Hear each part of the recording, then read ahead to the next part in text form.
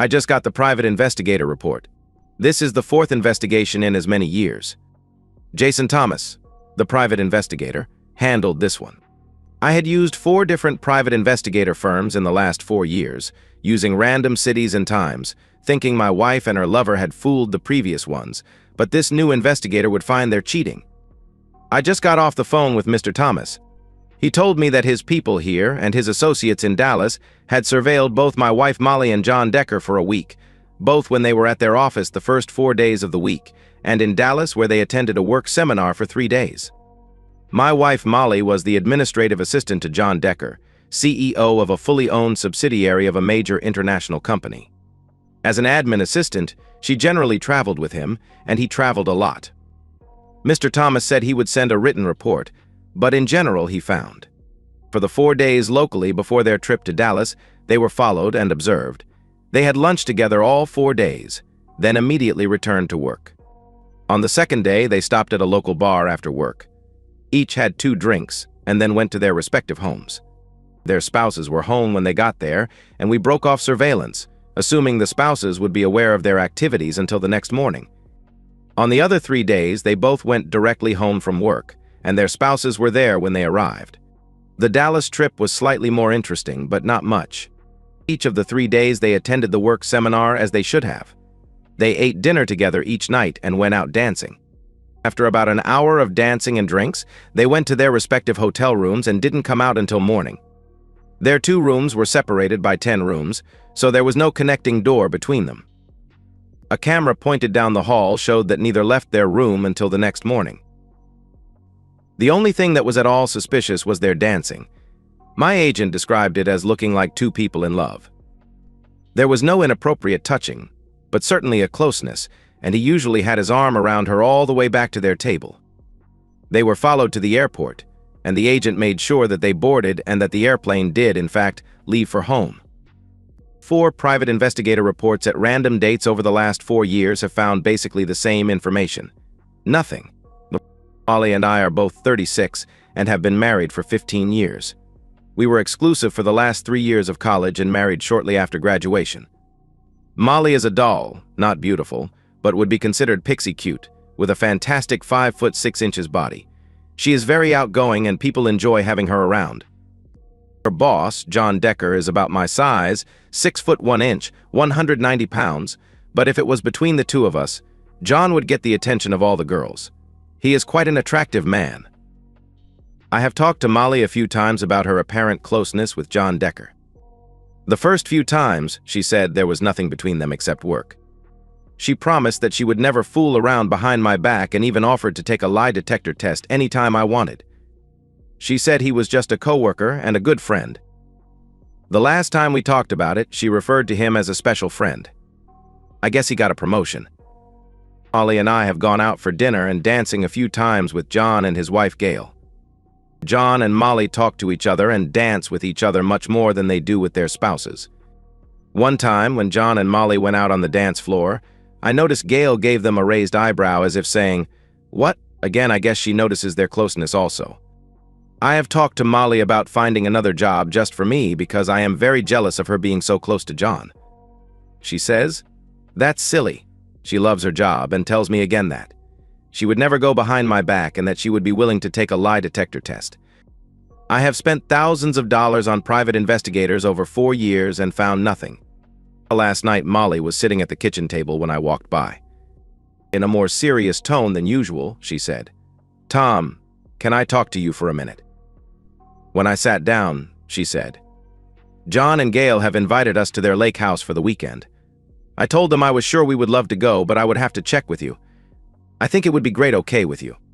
The first thing that crossed my mind was, 5 days a week at work isn't enough.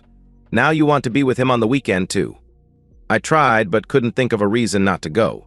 With obvious displeasure, I said okay. Friday afternoon, Molly and I packed the car and headed to John and Gail's lake house.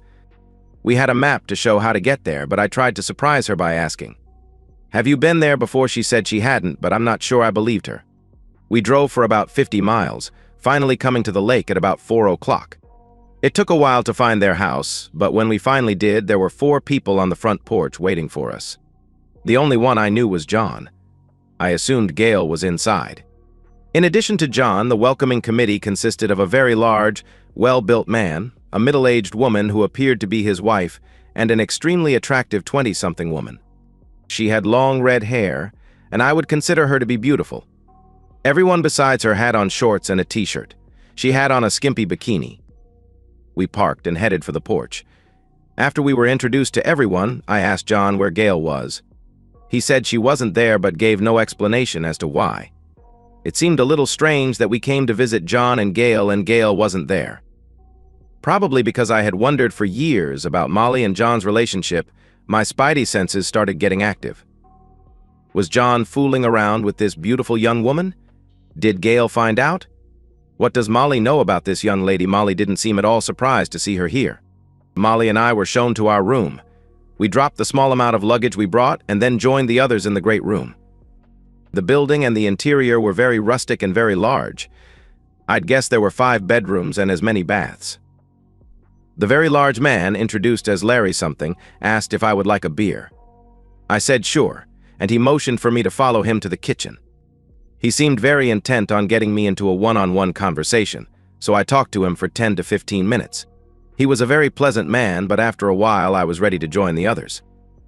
Strangely, as we came back into the great room, he loudly announced, "We're back." Even stranger, Molly and John were off in a corner, and I would swear they were surprised and just separating from a lover's hug. Both of them were red-faced and appeared to be stepping away from each other. I didn't like any part of what I'd seen so far. Gail's not here. Larry seemed to want to keep me talking in the kitchen. Who is the young, gorgeous girl? Molly seems to have been in an embrace with John. I had to ask Molly what was going on, so I started walking back to the kitchen and motioned for Molly to follow me. She had to see that I was at least confused and probably quite upset. Instead of following me into the kitchen, Molly stopped and asked John if there was someplace private where Molly and I could talk. No one seemed at all surprised at this request. My spidey senses were flaming at this point. John pointed out a room we could use, and Molly and I went in and closed the door. Molly, what in the world is going on?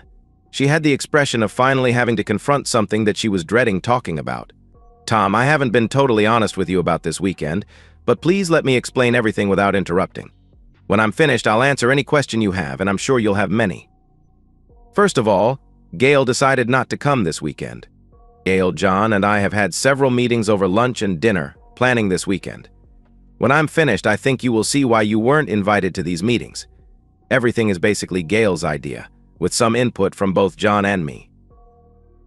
John has accepted a promotion which will require a move to England. He and Gail will be moving in 2 weeks. His replacement will be a woman from the Cleveland office. I'm sure that John leaving, and a female replacement will please you. There are 3 things that I need to tell you about John and me. First of all, as I have always told you, John and I have never had an affair. We have never been in the same bed together. Secondly, and this is the hardest thing that I have ever had to tell you, I love you as much now as I ever have, but I also am in love with John. Let me emphasize, I didn't just say I love John, I said that I am in love with John. I couldn't be quiet any longer. I jumped to my feet and screamed. I can't believe it. You brought me to that man's house to tell me you're leaving me for that same man. I'm out of here. You can find your own way home. Oh, that's right, we don't have a home anymore. You're off to England with the man. I started to the door, as Molly grabbed my arm and yelled, "Please, Tom, that is not at all what I said. Please sit down and let me finish. I love you and I'm not leaving you ever, ever. You're my husband, and I will be with you until death do us part." I calmed just slightly and sat back down. Let me reiterate, everything is basically Gail's idea.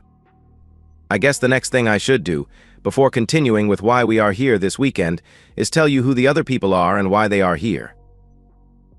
The nice man that you talked to in the kitchen is Larry. He is head of security at our company and is only here to make sure everyone is happy. I broke in. So he is here to keep me in line, right? Molly didn't answer, just continued with introductions of the other people. Jackie, the beautiful girl, is here for you if you so desire. She is a sweetheart and also a high-end escort. The middle-aged lady Janet is actually Larry's wife and also a great cook. A light suddenly went on in my head. The rest of this charade all of a sudden became quite clear. I could see exactly what Molly, John, and Gail had planned. Molly knew that John would be out of her life after this weekend. The two lovers, John and Molly, will take the weekend to finally be together as lovers. After that, John and his wife Gail will be off on their adventure in England. On Sunday, after I watch my wife make love to someone else all weekend, she and I will hold hands as we skip merrily to our car and live happily ever after. Is this woman crazy? They brought Larry in to make sure I didn't hurt John or just happen to drown my unfaithful wife. Jackie is here to offer me companionship, with the same goal as Larry, but a little different approach. All of this is to give John and Molly a weekend of love and intimacy. All right, Molly, I don't agree with any of this nonsense. Where on earth is Gail? You say this is all her idea. Where is she? She decided that for her emotional well-being, it would be best for her not to be here. In return for the weekend, John has signed a post-nuptial agreement that if he and I have contact, of any kind, at any time in the future, John would get nothing in a divorce. Gail gets 100% of the assets. I have signed a similar paper for you. Both papers begin when John and Gail leave for England. Since John and I work together, both papers also stipulate no sexual or romantic contact between this Sunday evening and when they leave for England. Tom, I will truly be all yours after this weekend, and I swear to spend the rest of my life making up for the hurt I'm causing you now. Why am I here when Gail isn't? I asked. Easy. There is no way that you would agree to let me come to John's lake house without you. Same reason you weren't invited to the planning luncheons. You would have just said no to everything. And what if I just say no to the whole thing now and ask you to either join me for an immediate trip back home or you stay here with John and say goodbye to our marriage? I asked. Tom, it's not like that. Please understand that although you are my lifelong soulmate, I need this weekend with John for closure. Also, Gail is expecting a call from you. Since this is primarily her idea, she will explain everything to you. Her number is on the kitchen counter. Molly, I'm asking you one more time not to do this, I replied. Molly walked to me and gave a passionate kiss on my lips, then said, "It'll be okay, you'll see." Molly walked out of the room and took John by the hand as they disappeared from view. Larry kept his eye on me for the rest of the evening and constantly stayed between me and John. I thought seriously about just leaving and filing for divorce, but I had to know what this was all about and how far it would go. I found Jackie and told her, she is tempting, but I'm not going to help Molly shatter our wedding vows. Molly will have to do that all by herself. I told Jackie that, as far as I was concerned, she could go home, or if she is curious, she can stay and laugh at all the insanity. The next time I saw the lovers was at dinner. Janet obviously had been told where to seat everybody. John sat at the head of the table, Molly by him. Larry was between me and John with Jackie next to me. Janet, when she wasn't serving, sat across from her husband Larry. I assumed that by now my lovely wife had become an adulteress, thereby making me a cuckold. I noticed, probably at John's suggestion, that she was not wearing her wedding rings. The only thing I said through the whole meal was not good as I pointed out her bare finger. After dinner, Jackie put on a beautiful red bikini and went for a swim. I sat by the pool, rethinking my decision not to use her services. Then John and Molly came out hand in hand with swimsuits on. Larry sat by me and tried to start a conversation. It became quite evident that this whole charade had been choreographed. Shortly after everyone was around the pool, Molly came over and sat beside me. She leaned her head on my shoulder and said, "I love you, Tom. It'll all work out. We'll talk when we get home." I was thinking, this woman is nuts, as I quickly got up and walked away, telling her loud enough for all to hear, "Go away." I avoided everyone for the rest of the evening, except Larry, of course. He was always somewhere off in the distance, with his eye on me. I liked Larry. Other times we could be friends. I decided to call Gail. Maybe she could shed some light on this train wreck. She must have been expecting me. She answered on the first ring. She must have also added me to her caller ID. With a sad voice, she said, "How is this whole sad affair going? Are you still at the lake house?" "Gail, what on earth caused you to come up with this disaster?" "I don't know about you and John, but this is going to ruin my marriage to Molly," I replied. "Tom, let me explain my thinking. I admit that I was thinking of my own marriage to John. I didn't give a lot of thought to you and Molly. I think that women can move forward and forgive an affair more easily than men can. I know that John deeply loves Molly and has suffered for 4 years with her refusal of intimacy. She always told him that she wouldn't have a cheap affair behind your back. I offered them a compromise, a weekend of love, in exchange for not contacting each other ever again. I could just see them, thousands of miles apart, but in constant communication. I was afraid of where that might lead. If they ever communicate in the future, in any way it could financially destroy each of them. I didn't invite you to the planning luncheons because you would just say no to everything. On entering our bedroom, I discovered, not surprisingly, that the only luggage there was mine. Molly's stuff had been moved, so it was no longer our bedroom, just my bedroom. It made me very sad to think that Molly and John were now in their bedroom.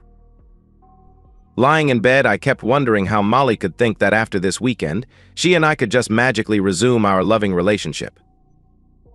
All I could assume is that their 4-year emotional affair, without it being a sexual affair, has them thinking that the world owes them, and everyone will understand their needs. About midnight, Jackie knocked on the door and came in to ask if I was all right. She also inferred that she was still available if needed. I thanked her for the offer and told her my refusal was one of the hardest things I have ever done, but no thanks. She said that her room assignment was originally the same as mine, but that she had found an unassigned room. I couldn't sleep at all, so I went out by the pool. The hot tub was separated from the pool by a 3-foot rock wall, so I found a lounge chair and dragged it next to the hot tub. The sound of the water was soothing, and I eventually fell asleep. I slept for an hour or so, then was awakened by voices approaching the pool. I immediately recognized the voices of the two lovers. They couldn't see me, but I was only 10 feet away, hidden behind the short rock wall. Molly said, "Oh, John, this is so wonderful. I have loved you for so long, and I'm finally able to show you how much. I'm going to miss you, but we have 2 days to get in a lifetime of love. Let's get naked and make love in the pool. Get your suit off. I'll get us a couple of drinks." Molly got up and went to the kitchen for drinks. I felt like throwing up. I could see my whole life going to ruin because of this man. I hated him and hated Molly for the absolute total void that I was feeling. John was out of his suit waiting for Molly when I came up behind him. I yelled loud enough for everyone in the house to hear me, "Hey, Jerk." Jerk seemed to have become my nickname for him. As he turned, I kicked him, aiming for his lower region, hoping to totally spoil his weekend of being with my wife. He hadn't fully turned toward me, so I caught him in the lower abdomen. I was barefoot, so if I had been on target and hit the pelvic bone rather than the soft abdomen, I probably would have broken a couple of toes. He doubled over and fell backward into the pool. I knew Larry would be out of bed and on his way soon, but I didn't think there would be a physical confrontation with Larry. He might call me a few names but wouldn't want to face assault charges, and anyway, the damage to his boss had already been done, and Larry wouldn't be looking for revenge. Filed away in my mind was the fact that Molly came running to see if John was hurt, but didn't bother checking on me. I had seen enough. I got my bag, got in my car, and headed home. I did one thing before leaving, though. I took my wedding ring off and left it on the kitchen counter. Molly would maybe understand just how much she had hurt me. I spent the rest of the weekend sitting at home in my recliner, staring at the TV. I really didn't pay much attention to what was on. My mind was busy with pictures of my lovely wife with that jerk John. Since I had been to the lake house and knew the layout, I could picture them in various rooms, embracing with a big smile, kissing as they held each other overlooking the lake. In bed together with him, doing things only I should be doing, and her doing things that should be only for me. I wondered what she would say when she came home, if she came home. I really wished she wouldn't come home, but I don't know where else she would go. Sunday evening, a car pulled up and stopped in front of my house. It was John and Molly. They sat and held hands and talked for what must have been 15 minutes, occasionally kissing. Finally, he got out with the intention of coming around to open her car door. He apparently had asked Molly to wait and let him come around and open her door, obviously for my benefit. I think he forgot that the human body stiffens up after an injury, and then a long ride. He was wincing getting out of his door from the kick I had given him 2 days earlier. He needed to hold on to the two car fenders to work his way around to her side. He finally got to her side and opened her car door, looking quite uncomfortable. He helped Molly out of the car. It was more that Molly helped John get out of the car. I was pleased that my parting shot at the lake house obviously had hindered their love-making. This was all for my benefit, to show me that he was giving her back to me after she had stayed with him when she had a choice of him or me at the lake house. They held each other like lovers, not caring what I or the neighbors might think. I had had enough. I opened the front door and took a step toward John. If you aren't out of here in 5 seconds, I'm going to do more than just kick you out. John limped quickly back to his car and drove away. I walked back into the house and sat in my recliner. Molly hadn't even watched him drive away. She walked in the front door wearing a fake smile. "I'm home, honey." Her attitude seemed so ridiculous, acting like she was just coming home from an evening out with the girls. I just ignored her and turned up the TV. She came over and tried to kiss me, but I pushed her away. The only thing I said to her was, "You're in the guest bedroom from now on. I'm going to a lawyer tomorrow and start the paperwork for a legal separation. Eventually, one of us will meet someone and want a divorce, but for now, we can coexist here. You can be free to replace your lost lover with whoever you want." I went back to watching TV. Molly started sobbing as she went up the steps. In one weekend, she had lost her lover and her husband. And that's the end of today's story. If you enjoyed it, please give this video a thumbs up and drop a comment below. Your support helps the algorithm push my content further. If you're new to the channel, don't forget to hit that subscribe button. It really helps me keep creating more stories for you. Thanks for watching, and I'll see you in the next one. Linda's Toyota shuddered as she shut off the engine. She sat in the driveway of her modest suburban home. The lights were off. The kids obviously not home. It was unusual. Ever since last year, her husband, Jim, had been leaving work early to pick them up from school. He was trying to spend more time with them. It was sweet but tinged with an underlying hint of the darkness that still clung to their small family. Her hands trembled slightly on the steering wheel. It had been almost a year since that horrible night at Morrison's. A year since she let Mark Lavaliere sweep her away for a night of indiscretion. A year since she left her husband alone in that club, shattering her marriage and her family. The last 12 months had been torture. Every day a mixture of guilt wearing a mask of fragile hope. A quiet battle to prove to Jim that she'd chosen him. At least since that night. She'd worn her mask like a second skin, embedding it on her flesh. With every ounce of willpower she had, tending to her new marriage with a devotion that had been almost maniacal. In truth, she was coming apart at the seams, unable to bear the burden of making it up to her husband, especially when his eyes still held that distant chill. He said he had forgiven her, but he had not forgotten. Tonight, she'd try again. She'd push past the pain and summon some spark of affection and redirect it to Jim. It was difficult, but it was all she had. Linda stepped out of the car, her heels crushing some late February snow. It was odd that the house looked so dark. Fumbling for her keys, she finally unlocked the door and stepped inside, her instincts screaming at her that something was wrong. "Jim? Emma? Tommy?" she called out, her voice bouncing off the walls. She dropped her purse on the entry table and flicked on a light. The silence pressed in, thick and heavy. Maybe they're at a neighbor's? Or getting dinner on their way home? She wondered aloud. She checked her phone again for messages, but found none. She sent a text. "Honey, are you with the kids? When are you coming home?" That itching in the back of her skull was getting louder. She went next door, then across the street. No one had seen them. The clock ticked past 6, then 7, then 8. The knot tightened in her gut. She dialed Jim's phone, her fingers fumbling. She left a panicked message on his voicemail. She tried Emma's little prepaid cell, then Tommy's school friend's mom. Nothing. Her breath quickened as she paced the living room, the familiar hum of their home now a mocking void. She called her parents, her voice cracking. "Mom, they're gone. Jim and the kids, they're not here. I've been calling, but they're not answering," she said desperately. Her mother's tone was gentle but edged with something Linda couldn't name. Oh, honey, are you sure they didn't just step out?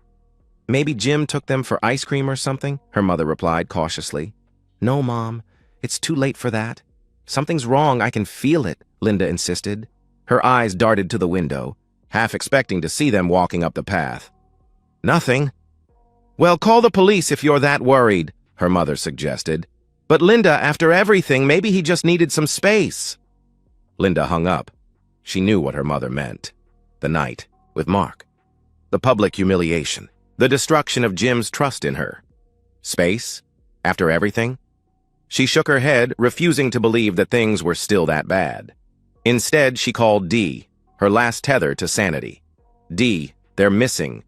Jim and the kids, they're gone. I don't know what to do, she said frantically. Dee's pause stretched too long. Linda, have you watched the news today? She asked hesitantly. What? No, why would I?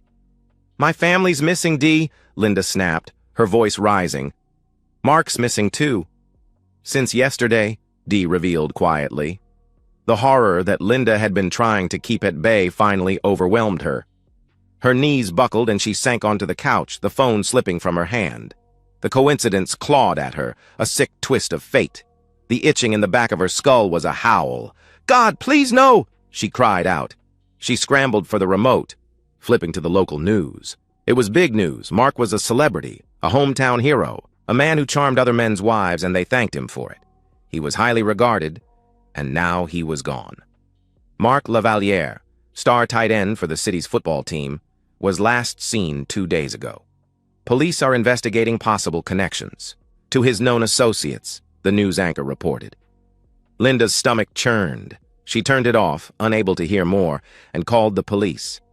The first officer arrived within the hour, a stocky man with a handlebar mustache and a tired expression. Linda met him at the door, eyes wild and tinged red. My husband and kids are gone. I've called everyone. Please, you have to find them, she pleaded. The cop scribbled as she spoke. When did you last see them, Mrs. Grayson? He asked methodically. This morning. I kissed Jim goodbye before work, dropped the kids at school. Everything was normal, she answered, her voice breaking. Please, they're my whole world. He nodded, but his next question shifted the air. We need to ask about Mark Lavaliere. You know him, right? He's been reported missing too, he stated matter-of-factly. Linda froze, her throat tightening. Yes, I know him. I danced with him once, a year ago. That's it. Why are you asking about him? She stammered. Just covering bases, he replied, but his gaze lingered, sharp and probing. Any reason your husband might have a problem with him? She flinched. The implication was heavy in the air. No, yes, there was a thing, but it's over. Jim wouldn't. He's not like that, she protested. Her words sounded hollow, even to her. The officer jotted more notes, then left with a promise to follow up. Linda stood in the doorway, feeling the neighbors' curtains twitch, their eyes boring into her, judging her. She slammed the door shut and sank to the floor. Jim wouldn't hurt Mark, would he? But the doubt festered. Something dark and twisted, birthed almost a year ago, finally took root in her brainstem. A seed planted by that look in the officer's eyes and nurtured by her own unrelenting guilt. The days washed away, colder than the waves on Lake Michigan. Linda called Jim's parents next, her voice raw from shouting into voicemails. Mary, it's Linda. Jim and the kids are gone. Have you heard from them? Please, tell me if you know anything, she begged. Mary's response was cool, clipped. No, Linda, we haven't. But honestly, can you blame him if he left? After what you did with that football player, parading it around for everyone to see? She replied coldly. Linda's chest tightened. I've been trying to fix it, Mary, every day for a year. I love him. I love the kids. Please, let me know if you hear from them, she pleaded desperately. We'll let the police know, Mary said curtly and hung up. Linda stared at the phone. Her mother-in-law's words stung, parading it around. She hadn't paraded anything, had she? But the town knew. The gossip had spread like wildfire after that night, and now they were staring, whispering behind her back. She felt it every time she stepped outside, their eyes accusing her, branding her the unfaithful wife who'd driven her family away. The next week, she stopped going to work. Her boss called, his tone sympathetic but firm. "Linda, we need you here. You've missed 3 days. What's going on?" he asked with concern. "I can't," she mumbled, her voice flat. "My family's gone. I have to wait for them." "Take some time then," he offered. "But you need to let us know when you're coming back." She didn't answer, just hung up and let the phone clatter to the kitchen counter. Work didn't matter. Nothing mattered but Jim and the kids walking through that door. The chaos in the house began to reflect her own unraveling. Dishes piled in the sink, crusted with uneaten food. Trash bags slumped against the walls, spilling wrappers and coffee grounds. She stopped bathing, her blonde hair matting into greasy clumps, her skin prickling with neglect. Strange rashes broke out on her shoulders, flakes of skin always present under her scratching nails. She sat wordlessly by the window, curtains parted just enough to watch the driveway, waiting. Always waiting. Friends stopped calling. The neighbors stopped knocking. Even her boss had stopped trying to contact her. She didn't care. She was avoiding them anyway. Avoiding the whispers, the judging stares. She wanted to crawl into her own skin. She wanted her family to come home.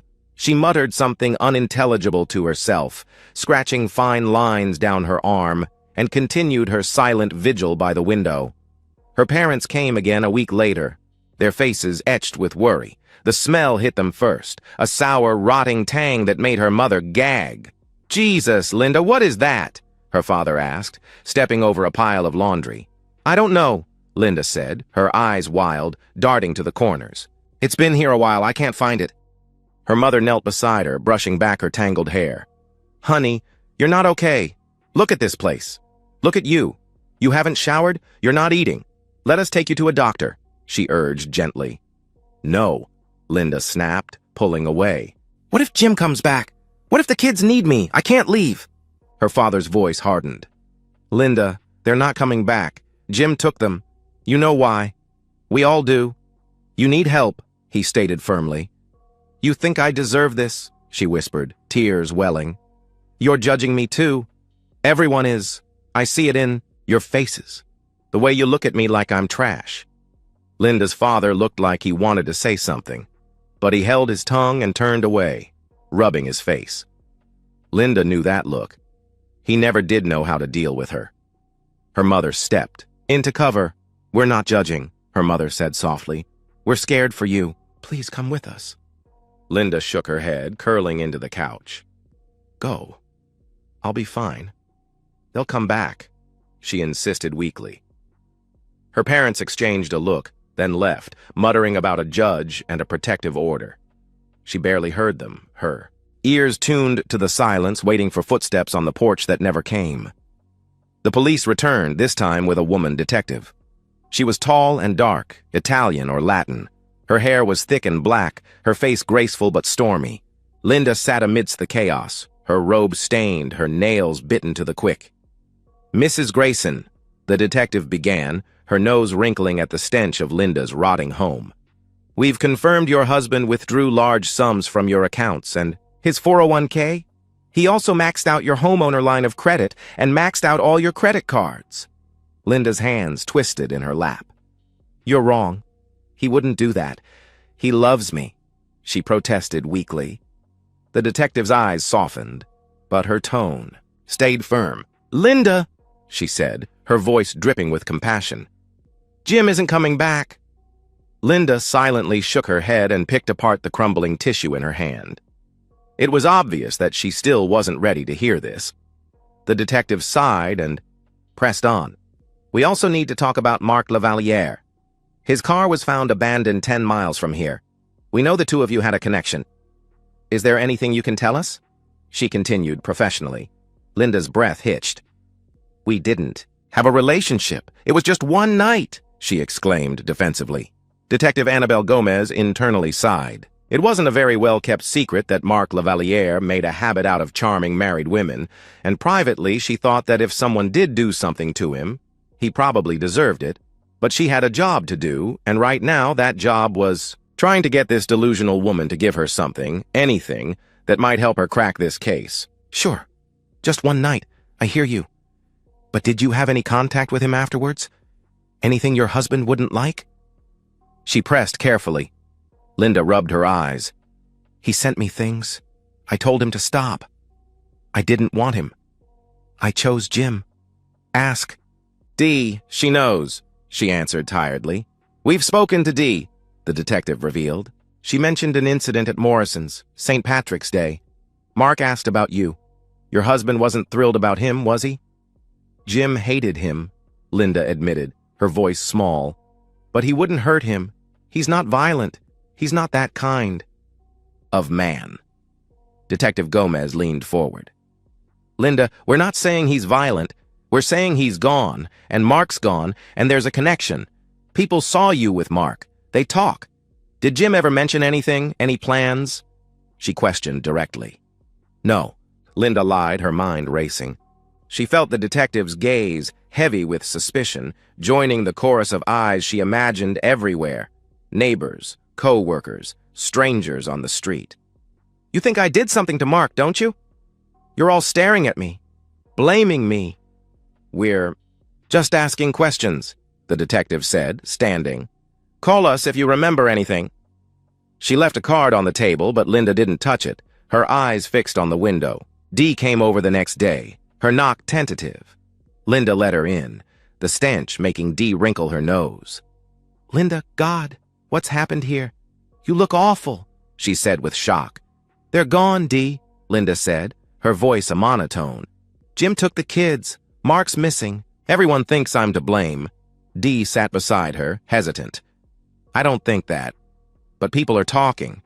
That night with Mark, it's all coming up again. They're saying maybe Jim snapped, she admitted reluctantly. Linda's eyes flared. You're judging me too. I see it. You think I drove him to this? She accused angrily.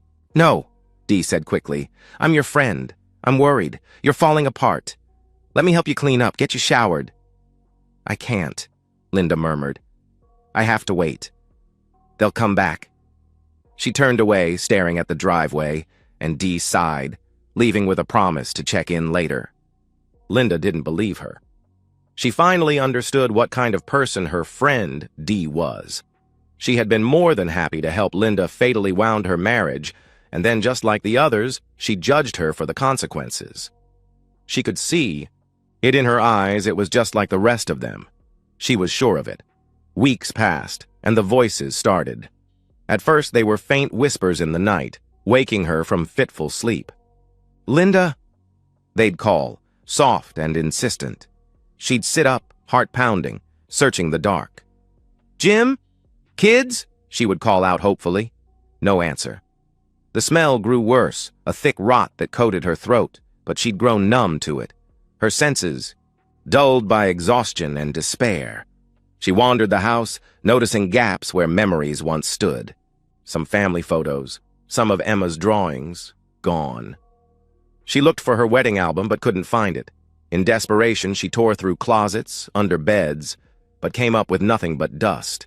The voices grew louder, a chorus now, calling her name, mocking her. She'd stand in the kitchen, staring at the trash-strewn floor, whispering back. I'm here. I'm waiting.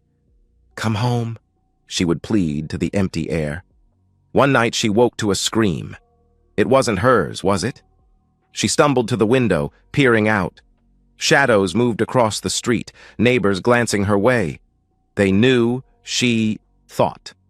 They were laughing at her, pointing, their eyes burning through the glass. She yanked the curtains shut, her breath ragged, and sank to the floor, rocking herself. I didn't mean it, she ranted. I chose you, Jim. I chose you. Her parents returned, their faces grim. The smell was unbearable now, a wall of decay that made her father retch. Linda, this is insane, he said, his voice sharp.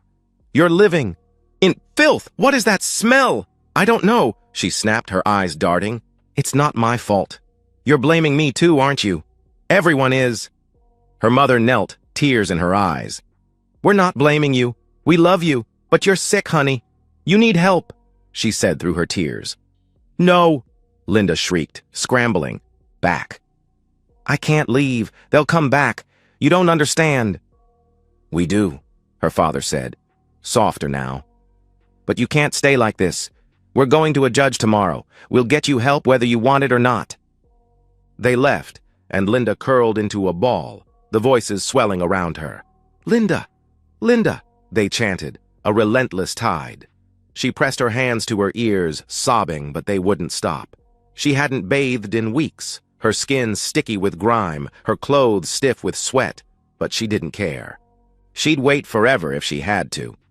The final night, the voices roared, a cacophony pulling her from sleep. "Linda!" they shouted, clear as bells. She staggered up, her legs weak, the air heavy with ruination. Something drew her to the basement, a pull she couldn't resist. She hadn't been down there in months, hadn't thought to look. Her bare feet slapped the cold steps, the smell choking her, but she pressed on, flipping the overhead light. She wanted to scream, but nothing came. The rotted, bulging eyes of her former admirer, his mouth covered with layer after layer of duct tape, was lashed to a support beam. He was unclothed, his form no longer perfect, no longer exuding anything other than rot and decay. Linda saw the evidence of violence, of brutality that spoke of rage beyond reason. The room began to spin as the horror and truth crashed in. Jim had done this. He had taken everything, their family, her sanity, and in return, he had left her this. The message was clear. "But I chose you! I chose you! I swear I did!" She howled into the darkness. Police tape fluttered around the house, a grim halo in the dawn light. The forensic crews were just wrapping up, and 2 officers lingered outside, their voices low over coffee cups. "Christ! Did you hear how they found him?" the older one said as he lit a cigarette. The younger cop, a rookie and not a sports fan, shook his head solemnly. "Yep, terrible way to go. Couldn't have happened to a nicer guy," the older officer replied sarcastically. The older cop shrugged and took a sip of coffee, the steam from his drink mixing with the smoke exhaling from his breath. "I don't get it. A guy like that, famous, wealthy, he could have anyone. An endless supply of models or actresses, anyone he wanted, and he does this? Pursues married women across Chicago?" He wondered aloud. "I hear you," said the younger cop. "Did you see the wife? Middle-aged, bottle-blonde, plain-looking. The man had to be troubled, or he had some serious issues going on. Like, what the heck?" They shook their heads and finished their coffee. The entire situation was disturbing. Someone had almost immediately talked to the press, and the tabloids were having a field day. It'd probably take some time, but eventually someone would start to wonder about the husband and the missing kids. Were they missing, or would they find more bodies in that house if they looked hard enough? Or perhaps they'd find them in an abandoned car off a rural road, or in a burnt-out building or washed up on the shores of Lake Michigan. More horrific things had happened, and this seemed to be the kind of tragedy that had no happy ending. Linda lay in a hospital bed, her eyes hollow, fixed on the door. They had tried to use drugs and therapy to stitch her back together, but she waited, always waited, for Jim and the kids. The discovery of Mark's body had put the spotlight on her family tragedy, and soon the entire nation knew the story. The night at Morrison's, the tactless friends who covered for and encouraged her, the long list of other married women who ended up as victims for what the internet called Mark Lavaliere's disturbing behavior. She knew it was true. Sure, she had been attractive for a nearing middle-aged mother of 2, but Mark was young, handsome, exceptionally fit, famous, and rich.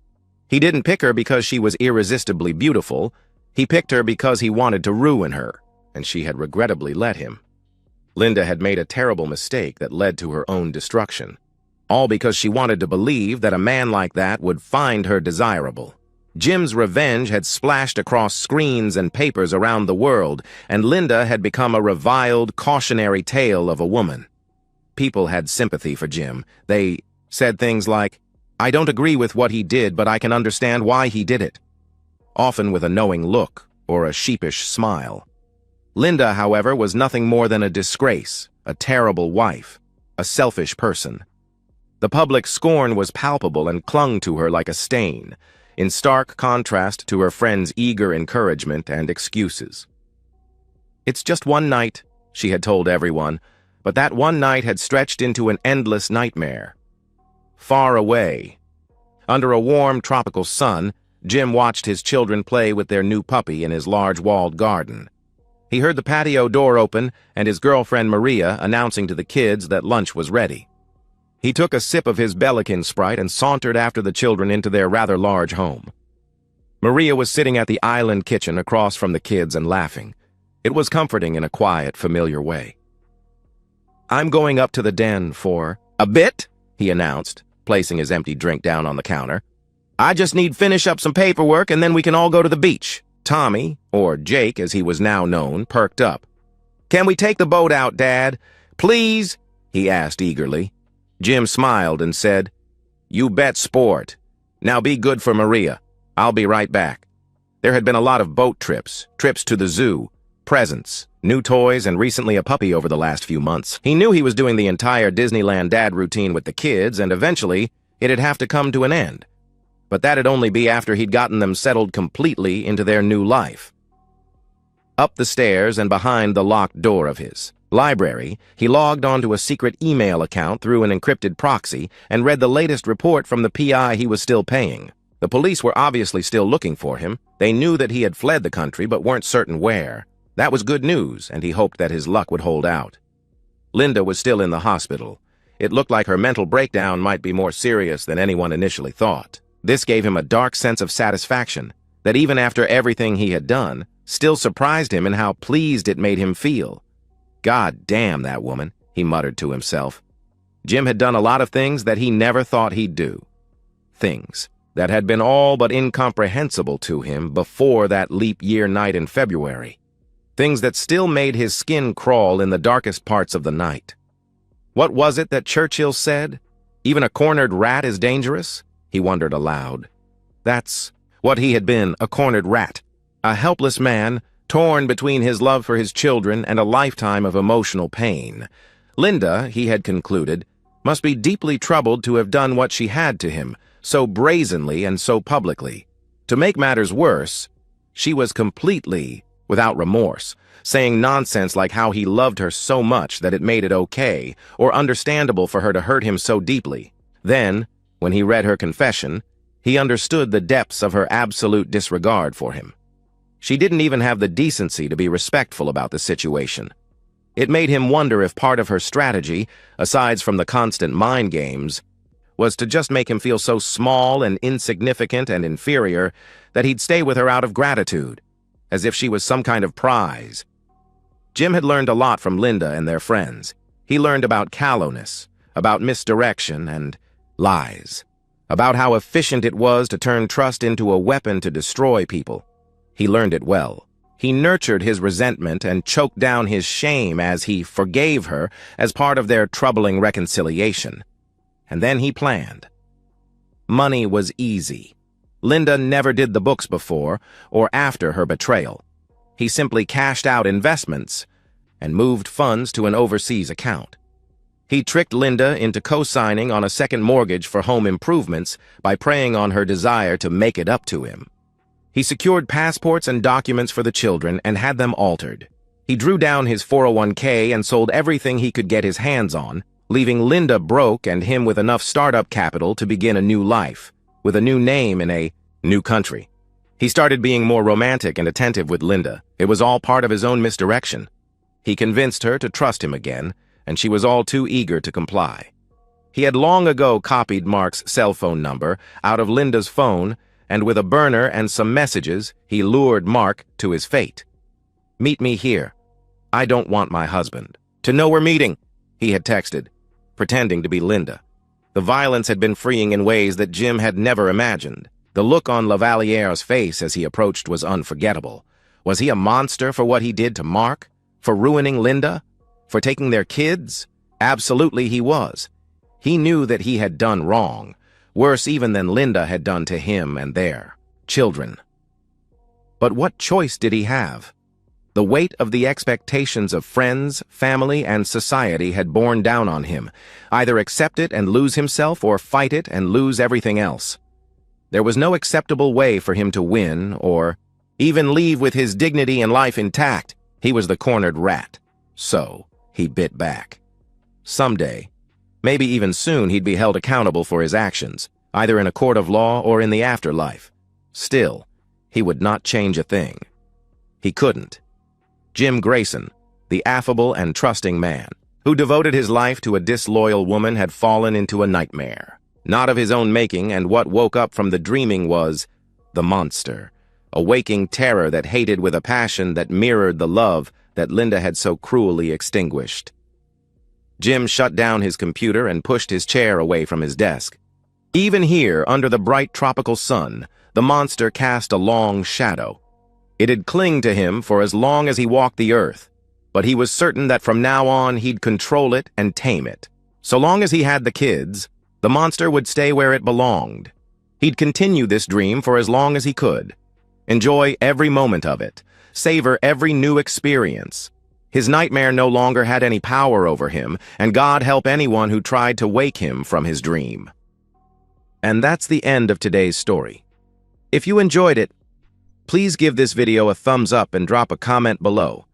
Your support helps the algorithm push my content further. If you're new to the channel, don't forget to hit that subscribe button. It really helps me keep creating more stories for you. Thanks for watching, and I'll see you in the next one. These events happened several years ago before the Waldorf Astoria began its renovations. Then, an elegant lobby ran from Park Avenue all the way to Lexington Avenue at the rear.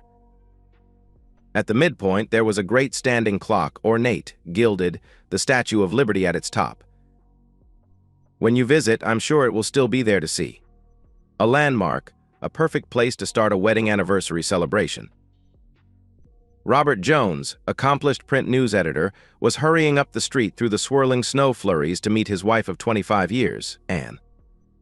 Berating himself for having committed again an old sin, he had lingered too long to get a story right and left too late. A successful marketing executive, Anne would of course be there, always on time Anne, always with a plan Anne. They were a power couple, accomplished, admired, independent, and seen as devoted to each other.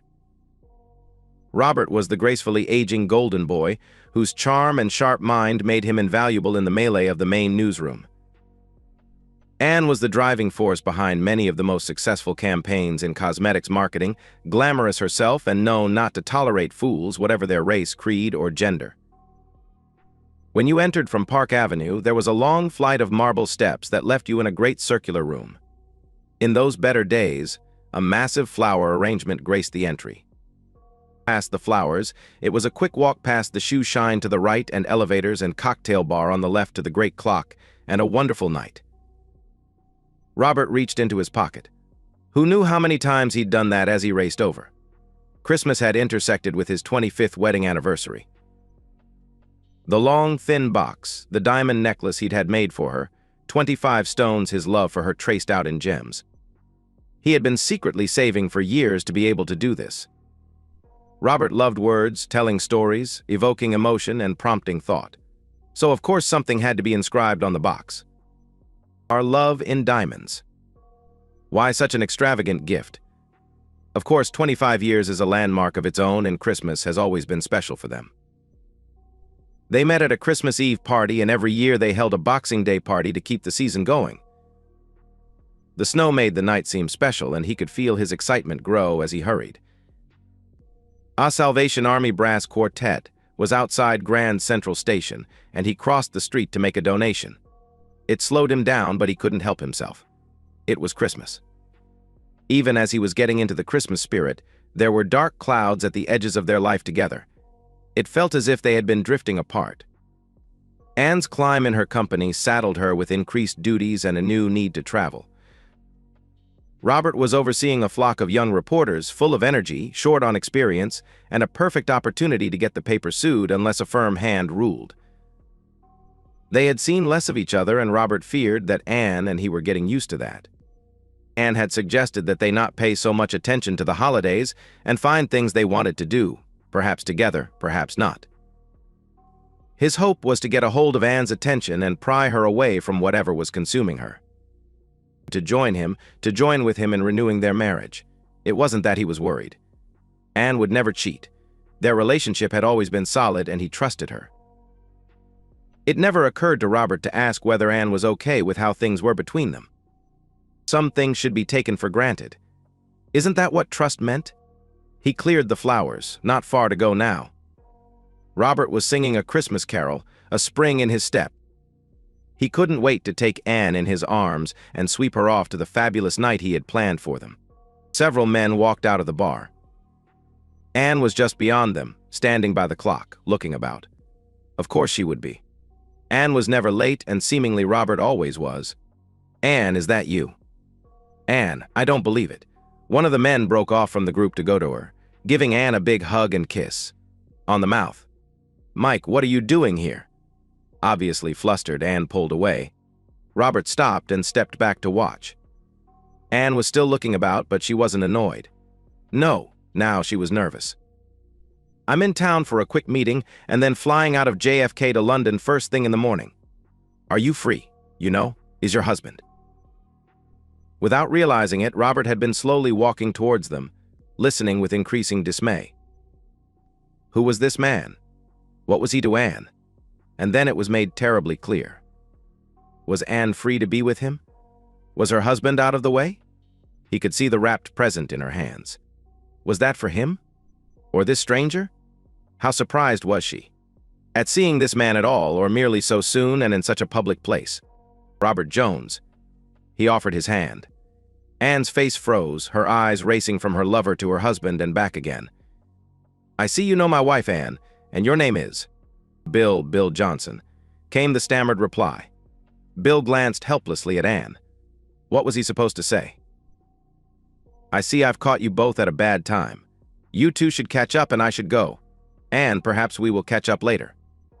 Robert was fishing in his pocket, trying to fetch his keys. He found himself pulling out the gift box instead. Anne was fumbling with the gift in her hands, not knowing what to do. "Anne, you take the car. I'll find my own way." Robert looked down at the gleaming long, flat box, its lustrous black ribbon. Were there tears in his eyes? He thought there might be his. "And for what it's worth, this is for you." He was turning away even as he thrust the necklace at her. There was commotion behind him.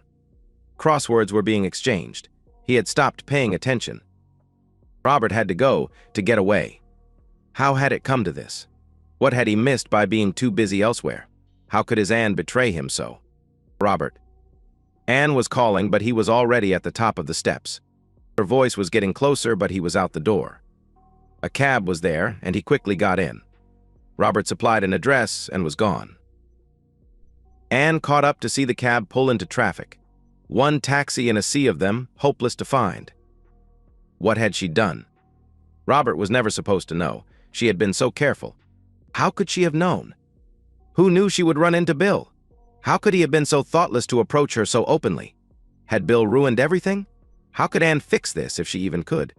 Bill had pried himself away from his companions and finally caught up. "Anne, are you okay?" "Do you think he knows?" Anne asked. "Anne, you know he knows." "Of course he knows." "Anne, I'm so sorry." Anne nodded and told Bill it wasn't his fault, but silently she blamed him. What gave him the right to accost her like that, in public, where anyone could see? He couldn't have just said hello and moved on? It was a disaster. Robert would be destroyed. She'd have to move her schedule around to make time for her husband. She would talk with Robert and explain why they should get past this unpleasantness. Before long, Anne had mapped out what she would say to bring Robert around. It was a good plan, and Anne could see no reason why it would not work. Robert looked out the taxi's window at the passing lights. What had he missed? When had she drifted so far away? Was he angry?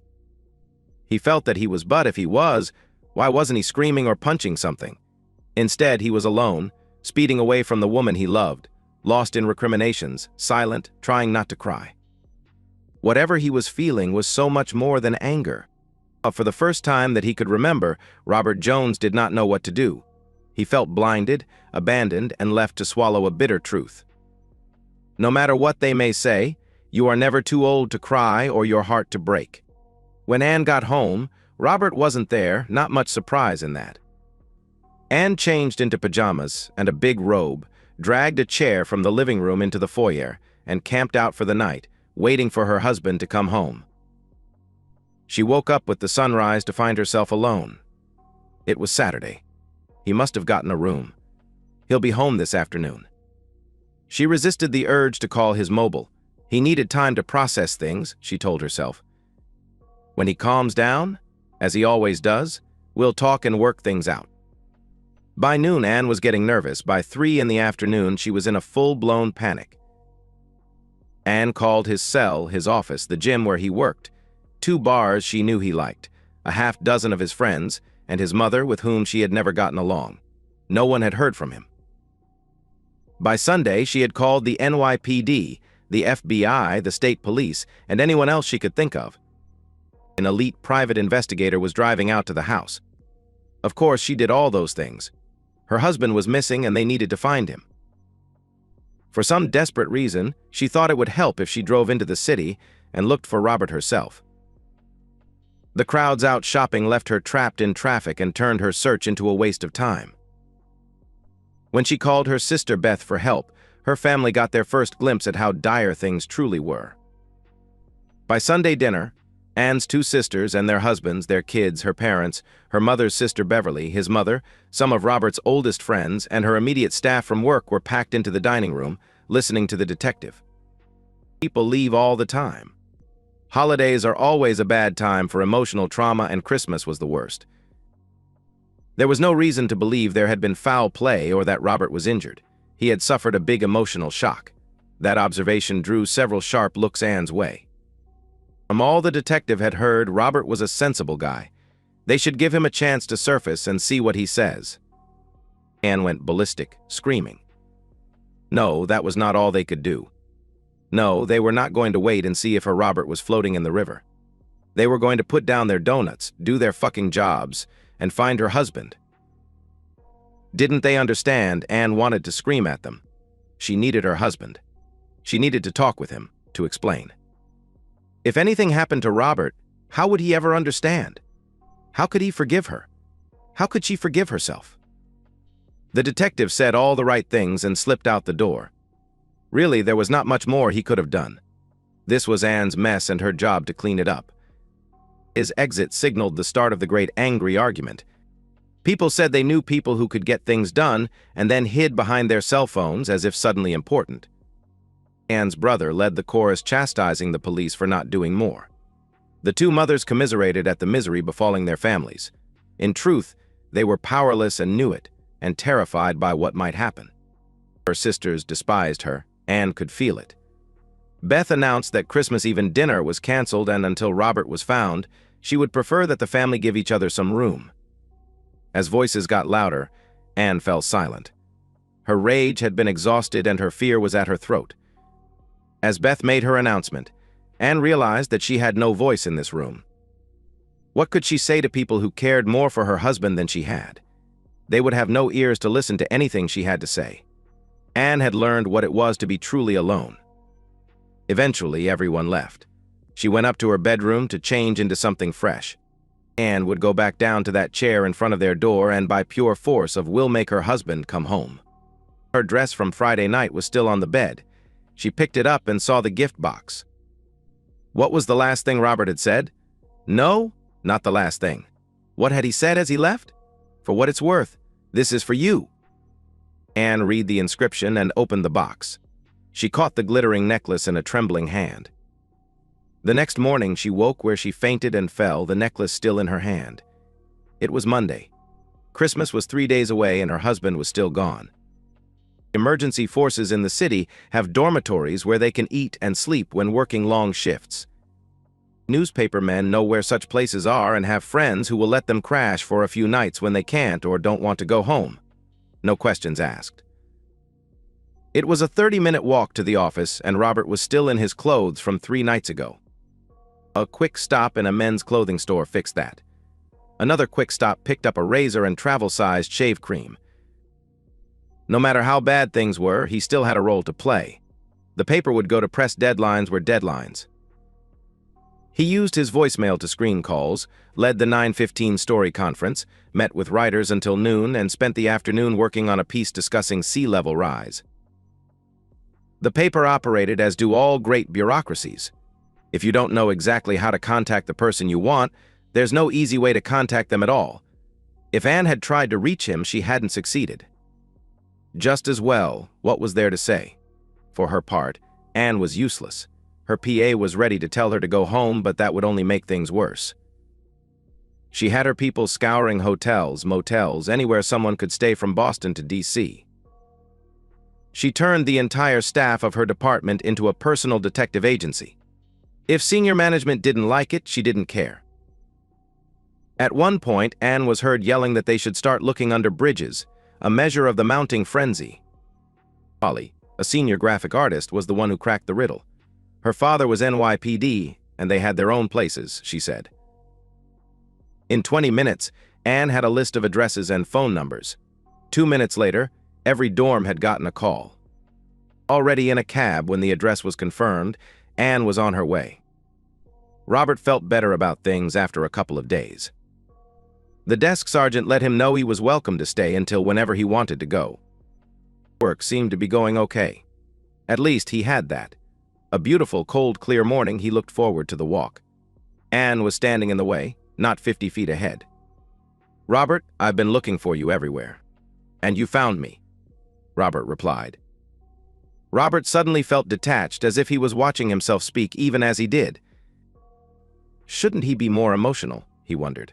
Something was happening inside him. He wasn't sure what it was. He could see Anne in this amazing focus.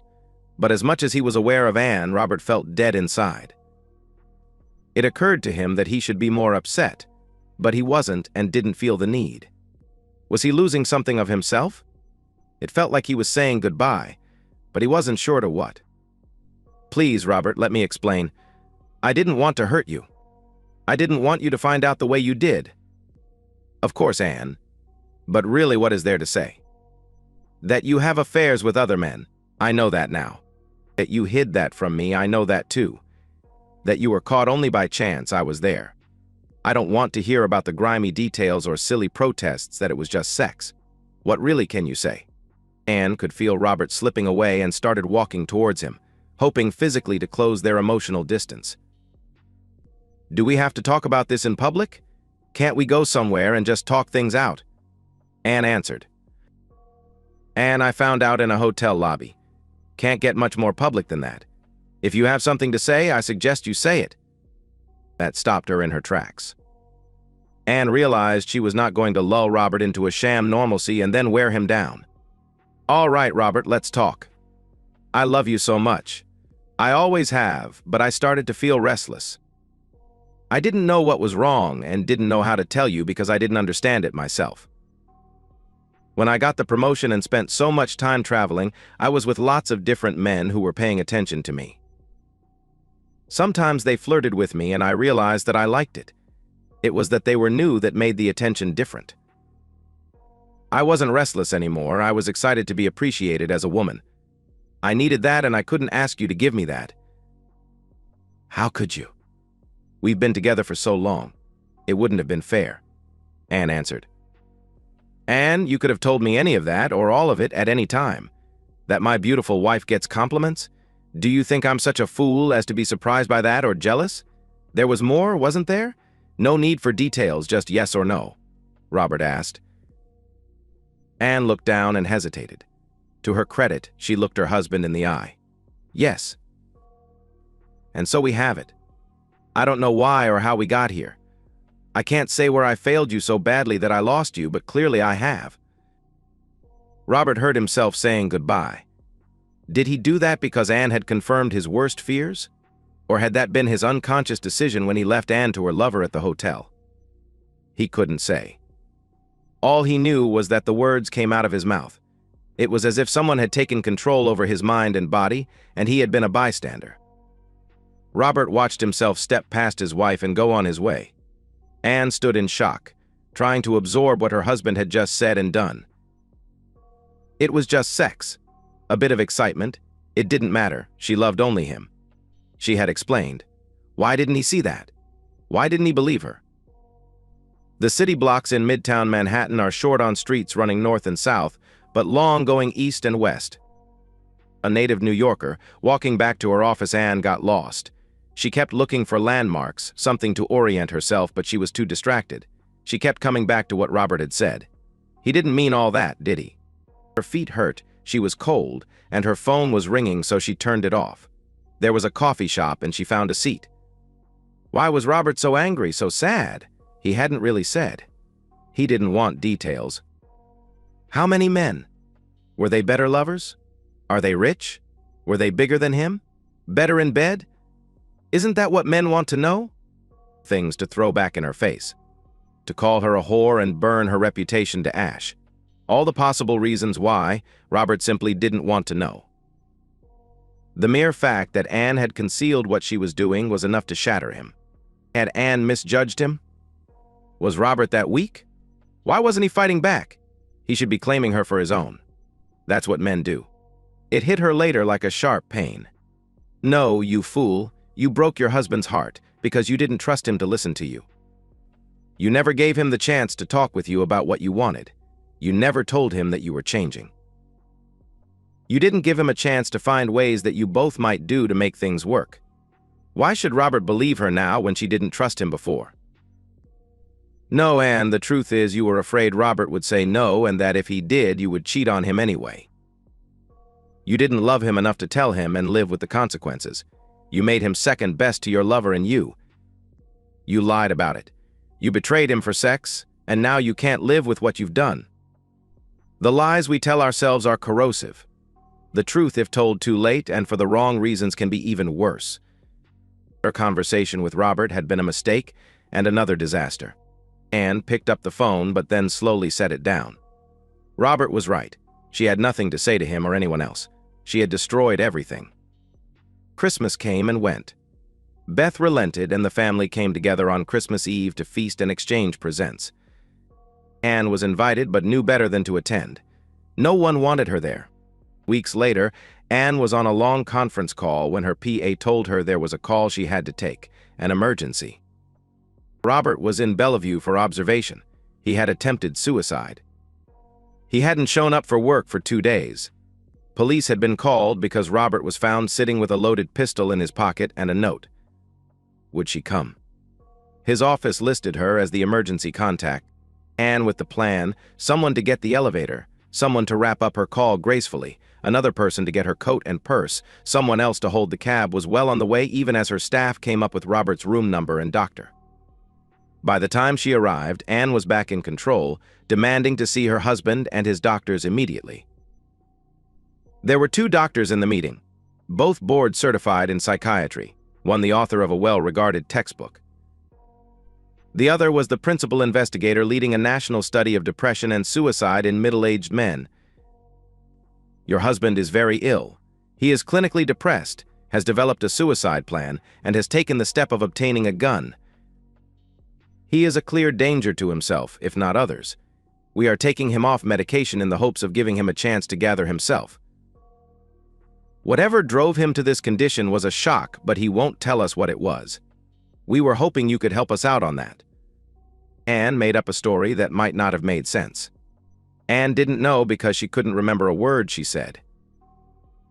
The doctors took their careful notes and talked among themselves as if that got something done. It wasn't helping Robert. She needed to talk with him. I want to see my husband? When can I see my husband? Anne asked. We can certainly let you see your husband, but it will have to be behind a 2-way mirror. For now, we can't risk anything that might make Robert worse. Sad to say, that could include seeing you, the doctor replied. Was that a bruise fading on the side of his face? He hadn't shaved in weeks, and his hair. Had it even been cut since the last time she had seen him? Did he ever bathe? The hospital gown exposed his bony legs. He looked old and small, abandoned, homeless, unloved. Almost in slow motion, Robert was twisting and pulling against his wrist restraints. His head flopped to the side and back again. He was mouthing something, a word that she couldn't hear. What was he doing with his fingers? She came closer to the glass. The attending doctor didn't stop her. His fingers, he was pointing at something? At the ceiling? The walls?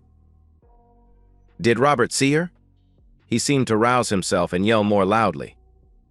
Was he yelling her name? Anne thought he was yelling out her name. Was Robert making a pretend pistol with his hand and fingers? Was he aiming them at his head? Was he still trying to kill himself? Anne left without saying a word. She understood for the first time what she had done and what she needed to do. Visiting hours ended at 8 p.m. At 7:30, a family van pulled up with what looked like a mother and daughter coming to see Dad. The security check was perfunctory. While the guard was distracted, Mom passed her purse around the metal detector to her daughter. It wasn't noticed. Just before closing, the daughter left, and Mom made her way upstairs. Psych wards are primarily designed to keep patients in, less so to keep people out. Anne hung her raincoat up on a rack so that her crisp white lab coat could be seen. Picking up a clipboard and sample tray, Anne was admitted to the floor and had little trouble lifting a swipe card to get into the ward and then Robert's room. How long she sat there, Anne didn't know. It seemed like hours. Slowly, as his medications wore off, Robert became more conscious. She must have dozed off, and when she looked again, Robert was lucid and staring at her. "Why are you here?" Robert asked. "You asked me to come, and I'm your wife." Robert looked away as if he might never look back. "Robert, you told me what you wanted. You told me what to do." From the corner of his eye, he watched her take a small pistol from her pocket. "I know you want to die. Because of what I did, you want to die. And so do I. We had a good life together once. Let's end it the same way. I'll go first, then you, and maybe we'll see each other on the other side," Anne replied. Robert looked at his wife, and things between them just stopped. He could see her as the girl he married, as part of every good thing that ever happened to him. She had her plan, but he had his plan too. To Anne, it was as if Robert was looking at her for the first time, and she never felt more unsure. "Give me the gun." "Check the corridor," Robert said. Anne handed, half through, the pistol into his lap. The corridor was empty. She thought her mind would be racing, but it wasn't. What would it be like to take her own life? Could she do that? Could she put the gun to her head and pull the trigger? It sounded like a plan, but really it wasn't. She had become a refugee from her own life, and she was running away. Part of Anne hoped that there really was something after death where they would be together. If there wasn't, at least she would share her husband's fate. There was dignity in their choosing together how to end it all that Anne could accept. "They come every 5 minutes. Keep an eye out."